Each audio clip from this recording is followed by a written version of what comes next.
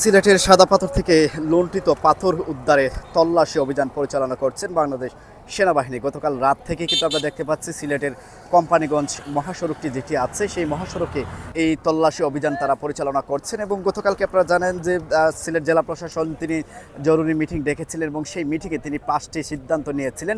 তোর মধ্যে পাথর উদ্ধার সেটি ছিল অন্যতম একটি সিদ্ধান্ত।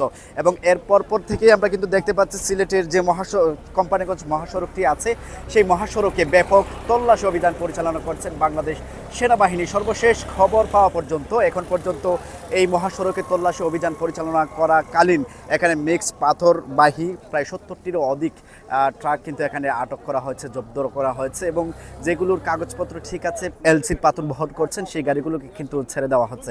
সকাল থেকে কিন্তু সেনাবাহিনীর এই তল্লাশি অভিযানটি আবারও পুনরায় তাদের কার্যক্রম শুরু হয়েছে এই মহাসড়কে। এবং গতকাল গভীর রাত থেকে কিন্তু আমরা দেখেছি, গভীর রাত থেকেই এই মহাসড়কে বাংলাদেশ সেনাবাহিনীর তল্লাশি অভিযান কিন্তু পরিচালনা করেছেন। এবং সেই অভিযানের অংশ হিসেবে আমরা কিন্তু আজকেও কিন্তু দেখতে পাচ্ছি সকাল থেকেই কিন্তু ওনাদের যে তল্লাশি অভিযান সেই তল্লাশি অভিযান কিন্তু আরও জোরালো হয়েছে।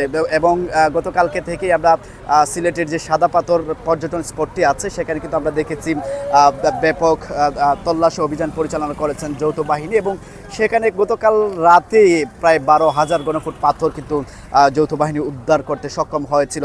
এবং সেই থেকেই কিন্তু আমরা দেখতে পাচ্ছি সাদা পাথর থেকে যে লুণ্ঠিত পাথর সেগুলোকে উদ্ধার করার জন্য তাদের যে জোরালো অভিযান সেটি কিন্তু গতকাল রাত থেকে কিন্তু সেটি শুরু হয়েছে। আপনারা দেখতে পাচ্ছেন যে ট্রাকগুলোকে এখানে সারিবদ্ধভাবে আপনারা দেখতে পাচ্ছেন এই ট্রাকগুলোকে আটক করা হয়েছে, এইগুলোকে জব্দ করা হয়েছে।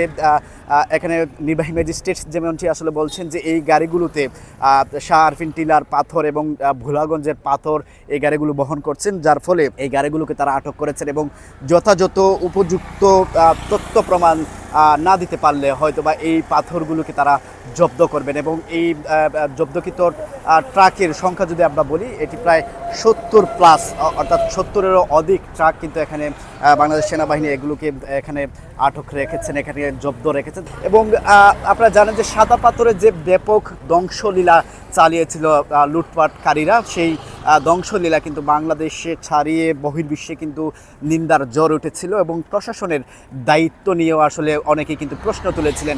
শেষমেশ গতকালকে আমরা দেখেছি জেলা প্রশাসক তিনি জরুরি মিটিং ডেকেছিলেন, সেখানে তিনি 5টি সিদ্ধান্ত নিয়েছেন। এবং সেই 5টি সিদ্ধান্তের অন্যতম একটি সিদ্ধান্ত হচ্ছে যেখান থেকে পাথর লুট করা হয়েছে সেই জায়গাগুলোতে পাথর উদ্ধার করে সেই জায়গাগুলোতে পাথর প্রতিস্থাপন করা হবে, এমনটি আসলে বলা হয়েছিল।